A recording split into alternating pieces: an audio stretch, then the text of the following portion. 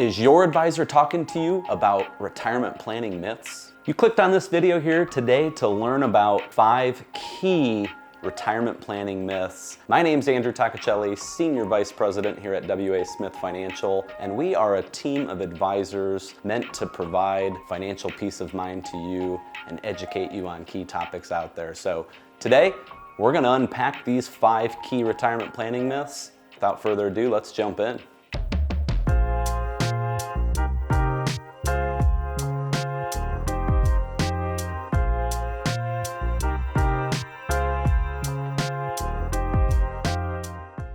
All right, so let's jump in here to our top 5 planning myths. Number 1, and probably one of the biggest ones that we see out there and hear from individuals talking about, and that is, my expenses are gonna go down in retirement. You know, you hear people throw around that they only need 75 or 80% of their current income need in retirement. Well, that's myth number 1 here, is that I would not go into retirement trying to plan on spending less than what you spend right now today. Who wants to get all the way through retirement and then maybe start cutting back? You know, maybe not do some of the things that you're doing while you're working because you have a paycheck coming in. We want to build a plan for individuals that allows you to continue spending exactly what you're spending while you're working. So that's myth number 1. Now there's a second part to myth number 1, and that is ultimately that my income and my taxes are going to go down as well. This doesn't happen to everyone, but again, the myth here is that most people believe they can just continue to plug money into tax-deferred status because their taxes are gonna go down in retirement. We see the opposite quite more often than you may think. So here's an example of an individual, married couple, who have $150,000 combined household income coming in at this point while they're still working.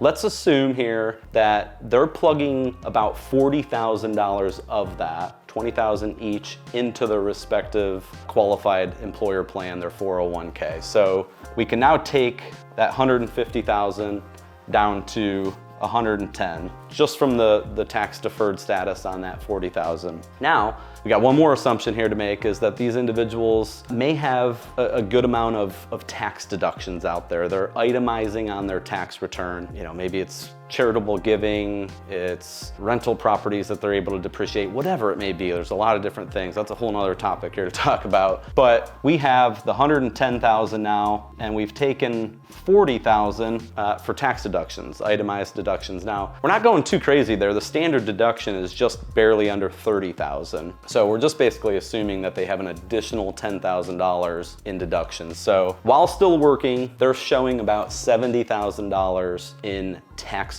income. Let's fast forward on this same exact couple. They are now in retirement, and in retirement, they have $72,000 coming in per year from Social Security benefits. That's roughly $3,000 a month for each of them. They have $24,000 coming in from a pension, about $2,000 a month. That puts us at $96,000. Remember all that money that they've been plugging away into tax deferred accounts? Well, the IRS comes at you currently at age 73 and says, you have to start taking distributions on that money in retirement, pay the taxes on it. So if we make an assumption that this couple saved about $1.5 million leading up to retirement, and that's what they now have in qualified money, they would have to take about a $60,000 required minimum distribution annually, meaning we are now up to $156,000 of gross income while they're in retirement. Let's assume they get the standard deduction at that point. Now that they're in retirement, we have $126,000 in taxable income. Pretty simple to see here in this example. Did taxes go up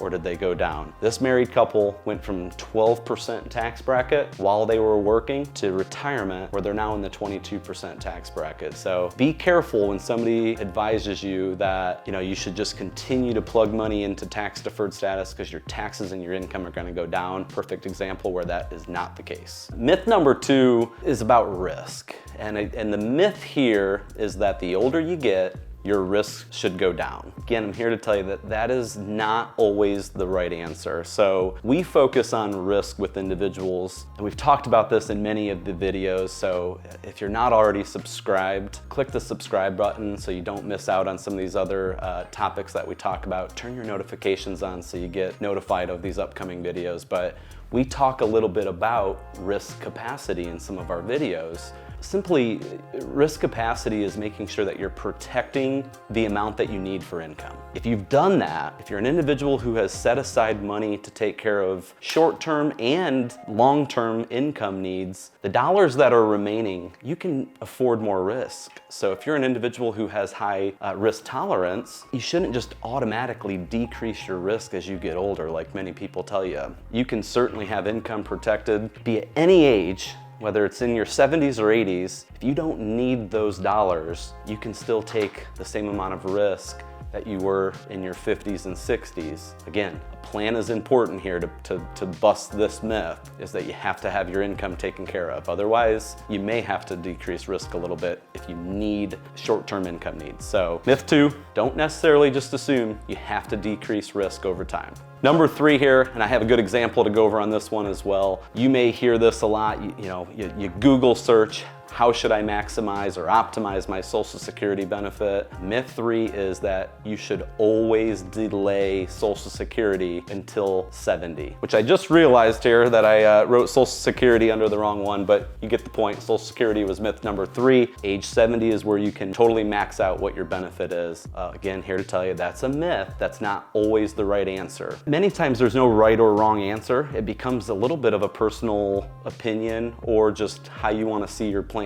built. I have an example here of an individual who has a benefit of $3,635 a month at age 67, which is their full retirement age. The old saying, or the calculation here, is that your benefit grows by 8% per year from full retirement age to age 70. So age 70 benefit, $4,507 a month. Really simple math here that we want to look at is, if we decide in this example to defer until age 70, we are leaving $3,635 on the table for 3 years. That's 36 months that you're not collecting that money from Social Security. That is $130,000 that you did not get for those 3 years from Social Security, meaning you had to pull those dollars from somewhere else, from your portfolio. Now, we are getting $872 a month more by waiting until age 70. So here's the math. $130,000 divided by $872 a month ends up equaling 12.42 years as your break-even point, meaning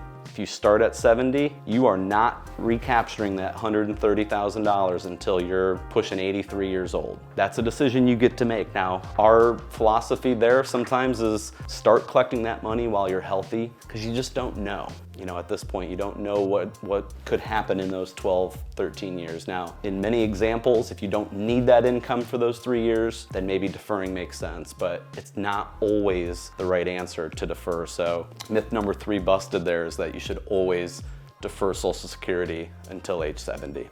All right, so this leads us to myth number 4, which is ultimately that you cannot retire with any debt. I just did a video here recently responding to Susie Orman, telling individuals that no matter what type of debt you have, or if you have any sort of debt, that you cannot retire. Well, that is a myth, and that's myth number 4 that we're gonna elaborate on here. So really simple way for you to determine, even if you have debt, can I retire? And we do this in a way of putting it, do you have a red light, a yellow light, or a green light? Here's how we come up with that. You have your expenses. That's ultimately what your income need is, your goal. What do you have to have coming in retirement? We're gonna subtract off our income sources. This could be, what is Social Security gonna look like? What's a pension gonna look like? Whatever it may be, very reliable, predictable income coming in. And that leaves us with a shortfall, if there is a shortfall. So that is the amount of money that you now need to draw off of your nest egg, the retirement savings that you've built. So red light would be, whether you have debt or not, if your shortfall is requiring you to take more than 5% of your portfolio, I'd be careful, or you might have to really work on getting rid of that debt first before you can kind of go into that retirement. If you're an individual who really falls in between 4 and 5%, again, with or without the debt, then I'd give you a yellow light. There's still some planning that you have to do to make sure you're taking care of some risks that are out there. Can you retire at that point? Yeah, probably. If your withdrawal rate here is better than 4%, green light. You should be in really good shape there. So whether your debt is built into these expenses, you're gonna continue to maintain that debt through a portion of retirement, you can still retire with that debt. Forget what Susie Orman says and forget that myth. You get the debt paid for eventually. That's a nice little bump. That's an inflation adjustment for you throughout your retirement, but don't just assume if you have debt, you cannot retire.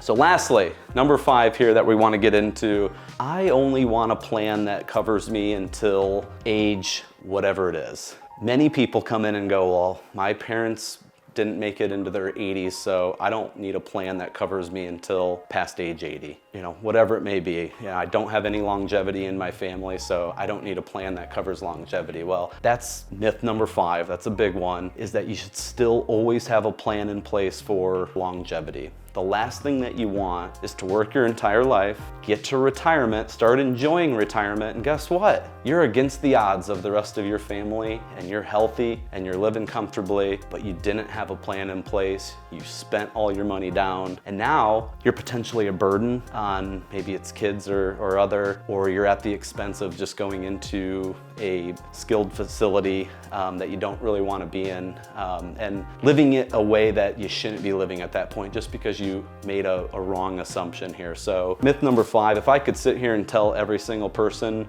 when they're going to pass, that'd make this job a lot easier, but we can't do that, nor can you. You can't just make the assumption that you're going to pass at a certain age. You want to have a plan that addresses longevity there. So there you have it. That does it here for today's top 5 retirement planning myths, but the fun doesn't have to stop here. Can you think of any additional retirement planning myths? Drop them in the comments below. Make sure that you subscribe to this page, turn your notifications on so you don't miss the next video. We'll see you guys next time.